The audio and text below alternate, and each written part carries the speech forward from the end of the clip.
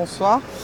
La colère, finalement, c'est tout simplement le reflet de toutes nos émotions possibles. Alors la colère est une émotion parmi d'autres. Elle a les attributs des émotions, c'est-à-dire qu'elle nous submerge, elle a des manifestations corporelles et elle sort souvent de notre contrôle. Elle a souvent été pour cela déconsidérée, on peut dire. Oui. Et en même temps, elle est source de révolte, elle exprime une forme de rébellion contre une condition ou contre certains événements ou contre certaines personnes. Juste, vous distinguez bien, et c'est normal, cette colère intérieure de tout un chacun finalement, avec la colère collective. C'est vraiment complètement différent. Mais est-ce que pour être collective, il faut en avoir vécu quelques-unes à l'intérieur aussi ? Pas nécessairement. Je pense qu'on peut arriver justement, à partir d'une analyse, à comprendre la colère des autres. Peut-être que le fait d'avoir subi des injustices facilite cette communication. Gandhi avait inventé une forme de résistance pacifique très puissante, mais c'est aussi lié à des traditions de sagesse, de maîtrise du corps. Et donc je pense que l'organisation politique permet de juguler les formes de colère et de leur donner des cadres à la fois analytiques, mais aussi des cadres pour se dérouler dans l'espace public, comme des manifestations qui sont un droit, ou comme le droit de grève, où la personne peut exprimer en fait sa colère de façon raisonnée et faire entendre ses arguments de manière collective, de façon raisonnée et argumentée.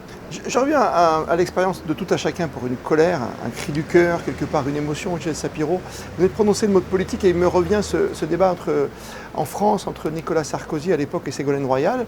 Et finalement, c'est presque sa colère à la candidate de la gauche qui lui a fait perdre une élection. C'est souvent ce qu'on a pu remarquer dans les différents débriefs. Donc la colère, elle est quoi ? Et on disait tout à l'heure salutaire, ou là, sur le coup, c'est la perte d'une élection quand même présidentielle. On attend souvent de nos gouvernants de pouvoir maîtriser leur colère. Ça n'est pas la même chose d'être président de la République et d'être dans la rue à manifester. Le fait aussi d'être une femme en politique n'est pas anodin en France. Et donc ça peut être une source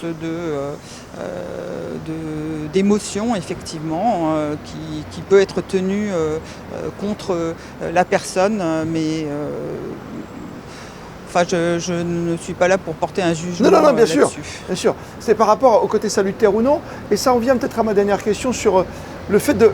Est-ce qu'il est possible, on en a beaucoup parlé dans le cadre de ces rencontres philosophiques au Théâtre Princesse Grace, mais est-ce qu'on peut finalement la contenir, la prévenir, la retenir, ou il faut que ça sorte quelque part à un moment donné dans sa vie ?